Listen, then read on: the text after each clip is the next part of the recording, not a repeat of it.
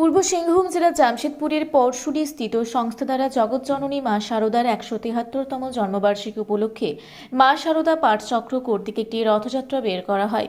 বিভিন্ন পথ অতিক্রম করে এটি রথটি পরশুরি থেকে রামকৃষ্ণ মিশন বিবেকানন্দ সোসাইটি বিষ্ণুপুরে পৌঁছায়, যেখানে রামকৃষ্ণ মিশনের স্বামীজিরা রথের উপরে বিরাজমান মা শারদার পূজা ও আরতি করেন। সেখান থেকে রথটি সাকচিস্থিত রামকৃষ্ণ মিশন বিবেকানন্দ ছাত্রাবাসে পৌঁছায়, যেখানে ব্যান্ড বাজনায় এবং শঙ্খধ্বনির মাধ্যমে ছাত্রাবাসের কর্তৃপক্ষ এবং ছাত্রদের দ্বারা শারদা মায়ের রথকে স্বাগত জানানো হয়। সেখানে সকলে মিলে মা শারদার ভজন কীর্তন করা হয়।